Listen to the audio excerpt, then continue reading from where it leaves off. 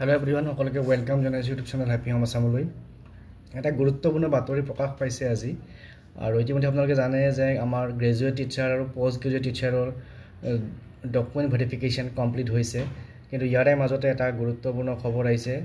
দেখিছেনে, ইয়াত জাল নথিৰে স্নাতকোত্তৰ শিক্ষক পদত অৰ্ধশতাধিকৰ আবেদন, অৰ্থাৎ যিটো আমাৰ PGTৰ ডকুমেণ্ট ভেৰিফিকেশ্যন হৈছিল তাতে 50তকৈ বেছি কেণ্ডিডেটে জাল নথি ডুপ্লিকেট সাৰ্টিফিকেট দি পেলাই এপ্লাই কৰাৰ খবৰ আহিছে। তো তদন্তত নিশ্চিত কৰিলে CIDয়ে তদন্ত কৰাৰ পিছত এইটো নিশ্চিত কৰিছে। তো ইয়াত নিউজটো কমপ্লিট নিউজটো আমি চাম। শিক্ষকৰ দৰে পবিত্ৰ বৃত্তিত জড়িত হ'বলৈ গুৰুতৰ জালিয়াতিত লিপ্ত হৈছে বৃহৎ সংখ্যক আবেদনকাৰী, যাৰ বাবে অসম আৰক্ষীৰ অপৰাধ অনুসন্ধান বিভাগৰ জেৰাৰ সন্মুখীন হ'বলগীয়া হৈছে। 50 গৰাকী শিক্ষক স্নাতকোত্তৰ শিক্ষক পদত নিযুক্তিৰ বাবে ৰাজ্যৰ শিক্ষা বিভাগত চলি থকা তথ্য পৰীক্ষা প্ৰক্ৰিয়াত ক্ৰমেও 50 আবেদনকাৰীয়ে BEd আৰু শিক্ষকৰ অতিৰিক্ত অৰ্হতা হিচাপে মধ্যপ্ৰদেশৰ এখন বিশ্ববিদ্যালয়ৰ জাল প্ৰমাণপত্ৰ দাখিল কৰাটো নিশ্চিত হৈছে।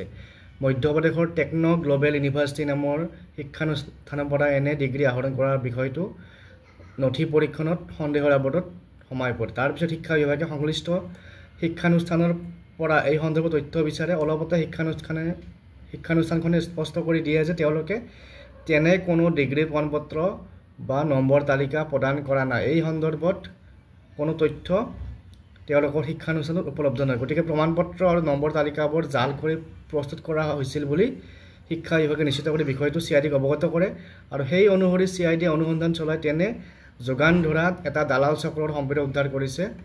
এই চক্ৰটোৰ সন্ধানত সম্প্ৰতি ব্যাপক অভিযান অব্যাহত ৰাখিছে। স্নাতকোত্তৰ শিক্ষক পদত আবেদনৰ বাবে এজন আবেদনকাৰীয়ে নিম্নতম 50% নম্বৰ লাভ কৰাটো বাধ্যতামূলক। দালাল চক্ৰই এই ধৰণে নথি প্ৰস্তুত কৰি বৃহৎ ধনৰ বিনিময়ত একাংশ আবেদনকাৰীক যোগান ধৰিছিল আৰু এনে জালিয়াতিৰ বাবে কেইবাজনো আবেদনকাৰী প্ৰাৰ্থীক CIDয়ে জেৰা চলায়। CID সূত্ৰই জনায় যে আবেদনকাৰীৰ লগত বেছিভাগ প্ৰাৰ্থীয়ে মৰিগাঁও, নগাঁও আৰু গোৱালপাৰা আদি জিলাৰ। গতিকে এনেকুৱা যদি হৈছে তেতিয়াহ'লে এইটো এটা বহুত বেয়া কথা হৈছে, কাৰণ কিয় আমাৰ যিটো এটা আমাৰ স্বচ্ছতা বা বহুত আমাৰ ছাত্ৰ ছাত্ৰীয়ে কষ্ট কৰি পেলাই পৰীক্ষা দিয়াৰ পিছত এক্সামটো কিছুমানে পাছ কৰিছে, কিছুমানে পাছ কৰা নাই।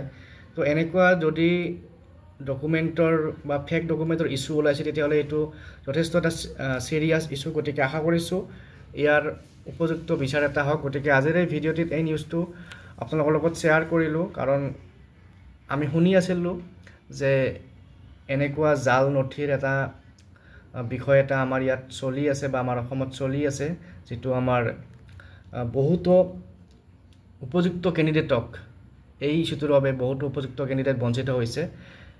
গতিকে আশা কৰিছোঁ এই বিষয়টো সোনকালে চল্ভ হওক আৰু এই যিখিনি ফেক কেণ্ডিডেট আছে তেওঁলোকৰ এগেইনষ্টত যিখিনি ভেকেঞ্চি থাকি যায় সেই ভেকেঞ্চিবিলাক চৰকাৰে যাতে সোনকালে উলিয়াই দিয়ে। গতিকে আজিৰ এই ভিডিঅ'ত এইখিনি আলোচনা কৰিলোঁ।